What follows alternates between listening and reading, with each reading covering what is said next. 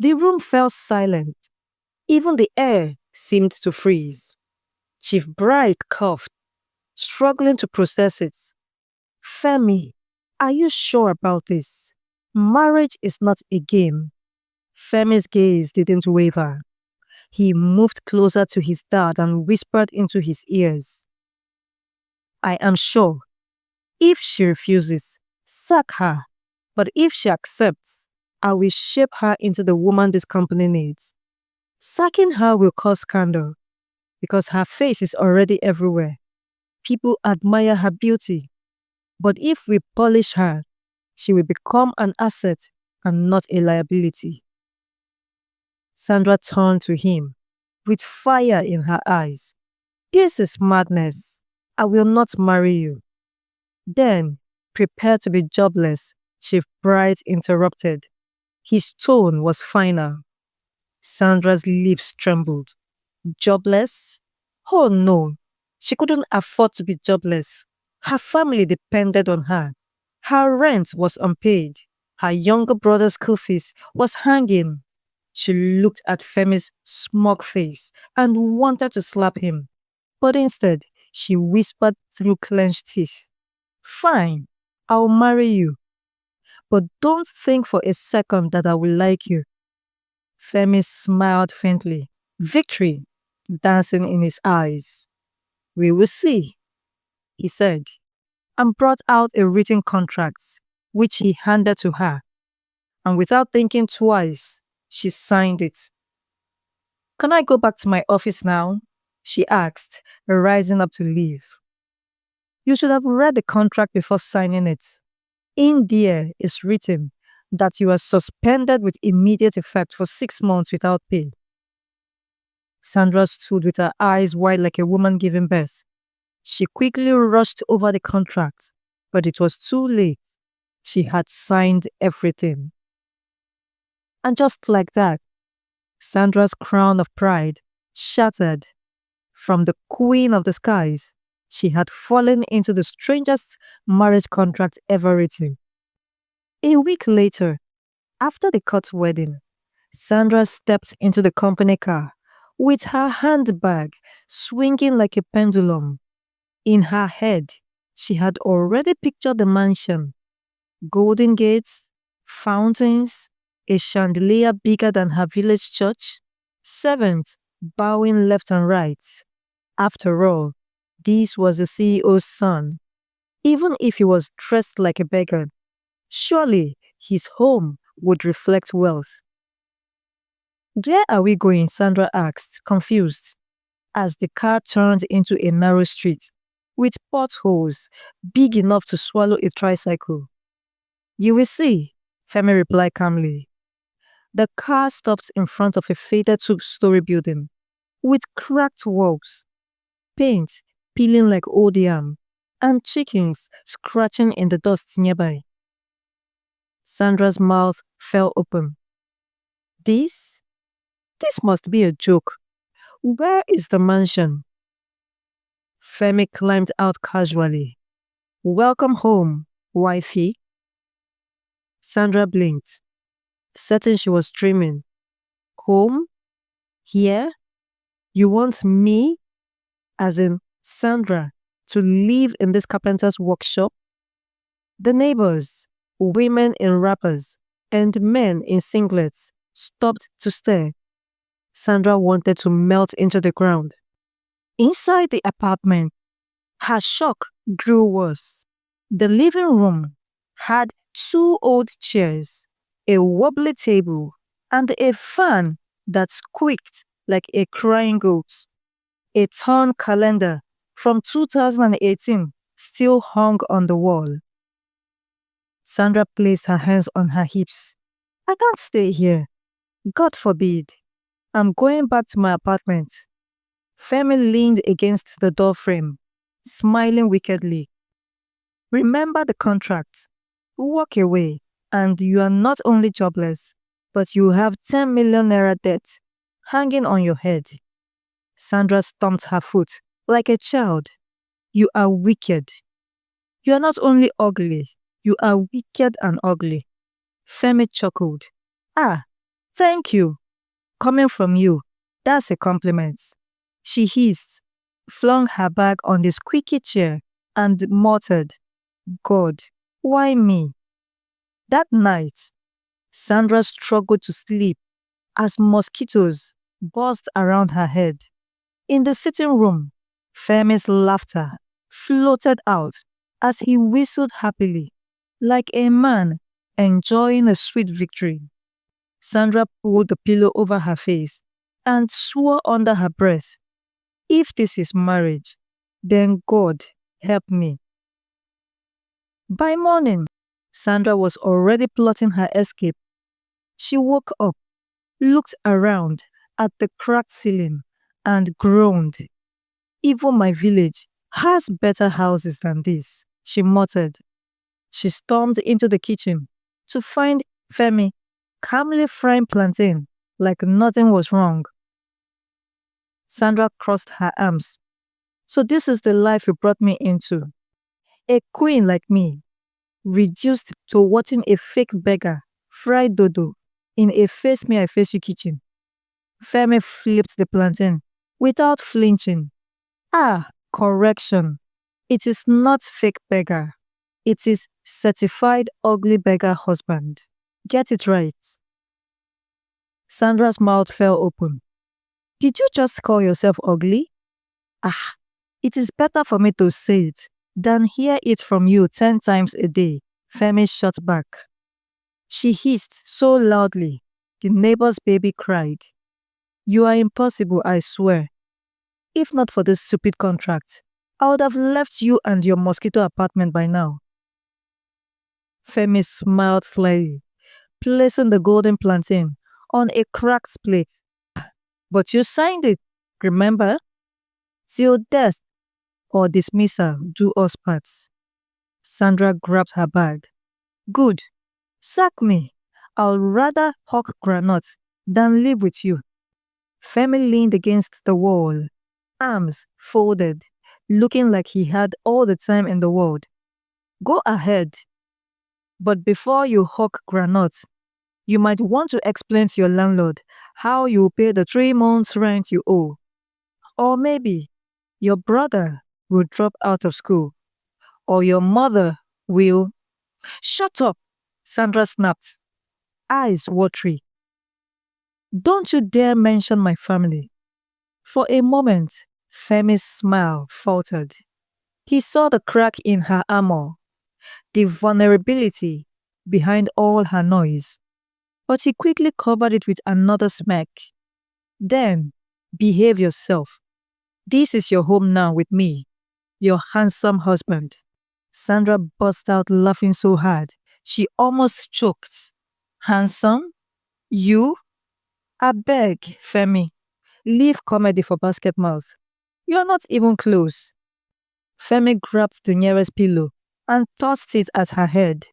Allow me to eat my breakfast in peace, troublemaker. Sandra threw it back, and for the first time, their laughter filled the shabby apartment like sunlight sneaking through broken blinds. A week into the marriage, Sandra's patience snapped like a cheap shoe strap. She barged into the living room where Femi was reading an old newspaper. Enough is enough, she declared, hands on her hips. Femi looked up lazily. Ah, Queen Trouble has entered court. What's the matter this time? Is the fan too noisy? Or there's cockroach in the bathroom? Sandra stomped her foot.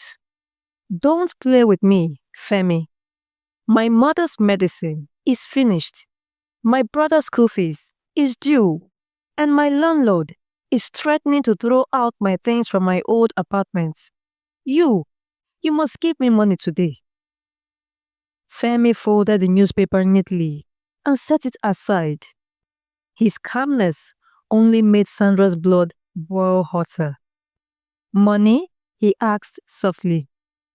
Sandra, remind me, did you marry a husband or a bank? Sandra's eyes flashed. Both. You are the CEO's son. Stop pretending. Don't insult me with this poverty drama. Give me money now. For the first time, Femi leaned forward, his face serious.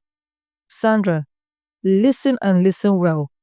I don't have any money to give to you, but if you desperately need money, you will need to work for it. Sandra frowned. Work?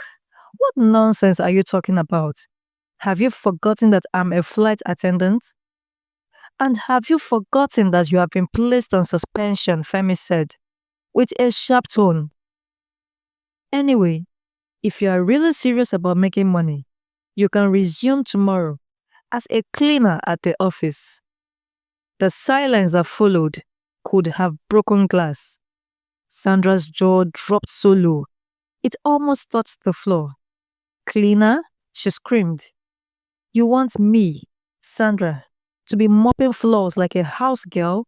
Are you crazy? Femi didn't flinch. Contract marriage, do you remember? You either take the job or pack your load. Sandra threw her hands up, pacing like a restless lioness. This is wickedness, pure wickedness. But deep inside, she knew her family needed her. Her pride screamed no, but her heart whispered, you have no choice. At last, Sandra slumped on the chair, tears filling her eyes. Fine, I'll do it. But don't think for a second I'll forgive you for this. Femi smiled faintly. Good. Tomorrow, your job starts. And with those words, Sandra realized Femi was serious about punishing her for what she did to him. Sandra worked for weeks as a cleaner. She resumed as early as 6 a.m. before the staff arrived and mopped till her hands cracked. At first, some of the staff members laughed at her and called her names, but she ignored them all. She needed to prove to Femi that she was a changed person. One day, Femi watched as she stumbled over her mop handle, slipped on the wet floor, and fell to her knees, splashing water everywhere.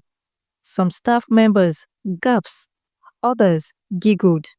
Femi felt the urge to run to her, to stop her, to apologize on her behalf, but he stayed on his own. She needs to learn, even if it hurts, he told himself. A few months into their marriage, Sandra saw Femi shivering on the bed. Sandra's eyes narrowed. She had a feeling that he was faking it. I am not going to fall for his tricks, she said to herself. But when she saw the dramatic cough and his hand clutching his chest, she grabbed her bag and raced to the pharmacy down the street. The sun was merciless, the dust was thick, and the traffic was worse than any Nigerian traffic she had ever survived. She finally secured the medicine and hurried back, weaving through the street. But fate had its own plan. A motorbike sped by, splashing mud all over her. In an instant, her dress was streaked with mud, her hair matted, and her face smeared with dirt. She stormed into the house, water and mud dripping onto the floor. Femi stood there, perfectly hale and hearty, holding a glass of water. He grinned wickedly.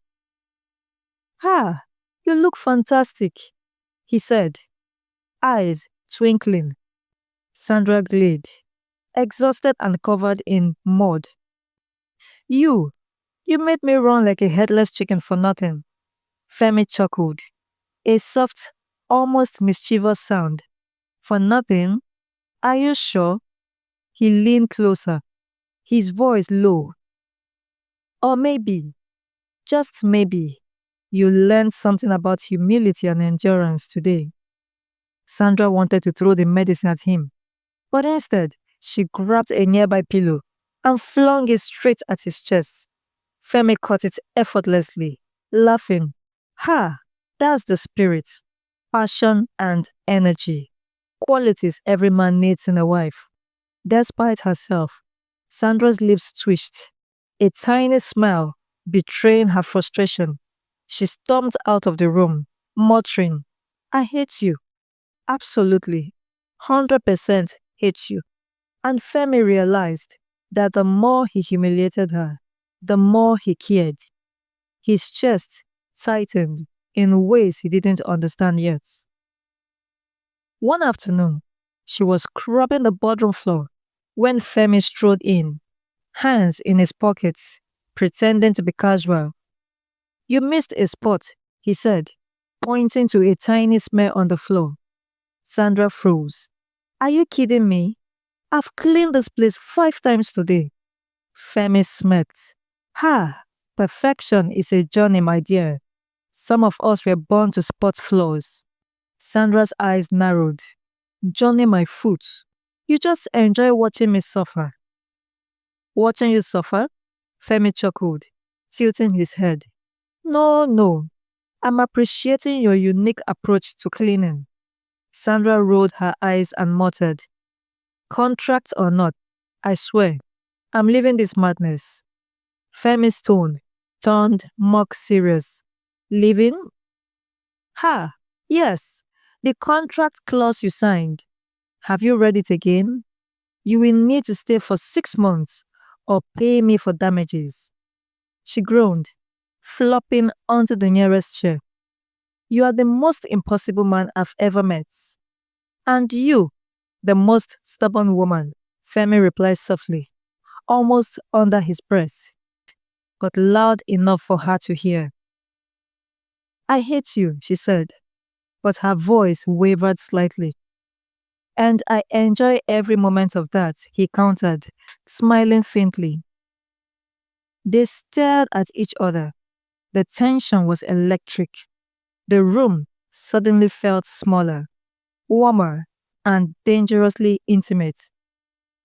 Neither wanted to admit it, but something was shifting. He stepped closer, his voice low and earnest. Sandra, on a more serious note, I've watched you for weeks. You've endured so much, faced humiliation and hardship, yet you never complain. You are remarkable. Her heart skipped. You. Are you still testing me? She whispered. I'm not testing you now, he said, his hand brushing a stray strand of hair from her face. The touch was electric. I can't ignore it anymore. Before she could respond, he pulled her gently into an embrace, and for the first time, Sandra felt the warmth of his presence in a way that went beyond anger or teasing. Her hands trembled as she held onto him, realizing that the man who had once enjoyed watching her suffer now held her with care and reverence. Femi's lips hovered near hers, and when they finally met, it was soft at first, exploring, cautious, but the tension that had been building for weeks, the frustration, the laughter, the teasing, erupted in a passionate kiss. Sandra melted against him, her body pressed to his. Finally, she understood that beneath the disguise, he had been captivated by her strength and beauty all along. They pulled back slightly, breathing heavily, foreheads touching. I didn't expect this, Sandra admitted, her voice trembling. Femi smiled, brushing a thumb across her cheek. Neither did I, he murmured. But I know now. I can't hide my feelings anymore. That night, in the silence of their bedroom, they shared whispers, touches, and moments of closeness that neither had allowed themselves before. The line between testing and love blurred out completely, and for the first time.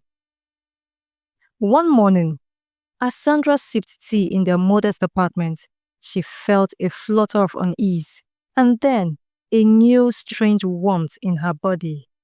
A sudden thought struck her, and she ran to the small lab nearby to confirm it.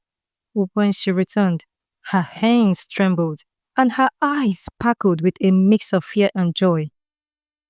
Femi noticed immediately. Sandra, what is it? She turned to him, holding the small test in her hand. Femi, we're going to have a baby. Femi froze. Then his lips curved into a tender smile. He pulled her into a hug, whispering into her hair, Sandra, I love you. Tears streamed down her face as she laughed and cried at the same time. I didn't think you'd ever say that. Femi pressed his forehead to hers, his voice steady and full of promise. Sandra, you've changed. You've endured. You've grown and shown a strength stronger than I ever imagined. It's time I show you the life you deserve. That evening, he revealed his true identity, the handsome, young CEO. Behind the disguise, Sandra gaped. Her mind reeled. Every memory of their tests, her humiliation, their fights, and laughs suddenly made meaning. You? You are handsome, she exclaimed with wide eyes. Yes, Femi said softly, holding her hands. But that doesn't change anything. I've fallen for you, the real you. And now, it's time you no longer live in struggle.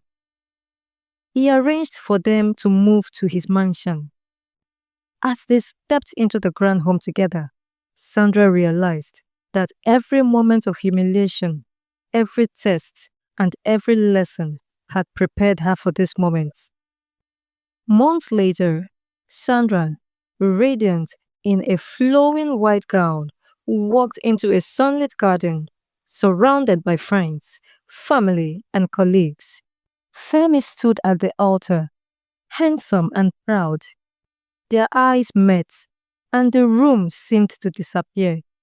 Sandra's mother wept quietly, holding her hand. Your father would have been so proud, her mother whispered.